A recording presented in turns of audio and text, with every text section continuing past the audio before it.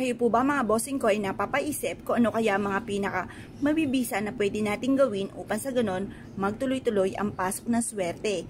Meron po ako ipapakita sa inyo na pwede nyo po itong gawin upang sa ganon instead na lagi ka namumblema sa pera ay lagi ka namang iniaadya nito kung saan lagi kayo magkakaroon ng pera. Or kaya kung saan ikaw po ay hindi mauubusan ng pera. Kung ikaw ay lubog sa pagkakautang at pera na lang po lagi ang inyo pong problema, subukan nyo po ito bukod sa sipag at tiyaga at pananalig sa mahal na Panginoon. Iaadya ka nito kung saan lagi kayo suswertihin.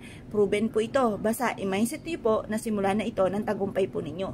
Pagaganahin natin ang ating law of attraction. Kung ano pang ating iniisip, anong salitain, yan po yung nagaganap. Kaya mas mainam, sabihin po natin na sabihin ng mga magaganda at kalimutan ng mga pangit na salitain. Mapapasin niyo po mga bossing, matapos niyo po itong gawin, ay parang lagi kang iniaadya, nagagawa mo yung ibang mga bagay na hindi mo akalain na dito pala ikaw ay magiging matagumpay. Ngayon po mga bossing, simulan po muna natin sa butong ito. Diba't napakaganda ng butong ito at kakaiba dahil napakaitim ng gilid po niya at meron pong maputi sa gitna. Yan po mga bossing, ang tawag po dyan ay black eye peas. Nakakatulong po ito ng pang-attract ng kaswertihan.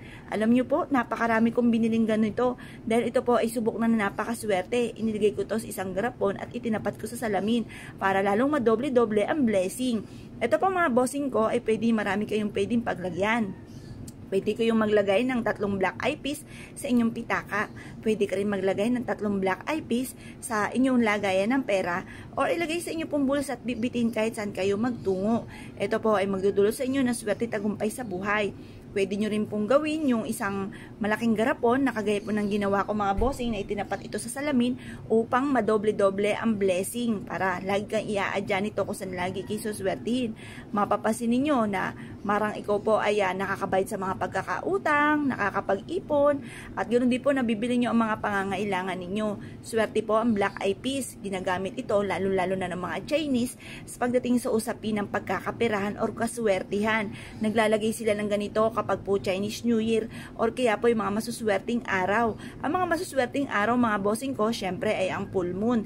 Ganon din po mga bossing ko ang unang araw or kaya ay mga huling araw. Para kung marami mga pagsubok na pinagdaanan sa mga huling araw ay matuldukan nyo na ang mga pagsubok na yan. Ito po iaadya ka kung saan lagi kayo suswertihin. Kaya kung kayo po naniniwala at nais nyo po na kayo po ay lumevel up ang inyong kaswertihan at instead na puro kamalasan ay puro swerte naman ang dumating, gamitin nyo po ng black eye peas. Pwede kayong mag-avail ng ganito mga bossing ko sa online. Marami kayong mabibilhan ng ganito. Pero syempre may lalabas kaming ganito mga bossing ko na black eye peas at ibang perpektong sangkap. Upang sa ganoon para kapag dala-dala nyo po ito ay kumbagay perpektong sangkap. Swerte sa pera, swerte sa mananaya, swerte sa pag-ibig, swerte sa kalusugan, swerte sa mga anak. At kung ano man pong swerte na ninanais po ninyo ay mapapasa inyo mga bossing. Basta i-mindset nyo na kayo magiging matagumpay, lahat ng mga pangarap ay matutupad. Kung kayo pinaniniwala at nais nyo po itong gawin, huwag na po kayo magpatumpik-tumpik pa at subukan nyo po ito at iaadya ka lagi nito kung saan lagi kayo suswertihin. Kaya kung kayo pinaniwala mga bossing, ay siya, ay good luck po sa inyo po lahat.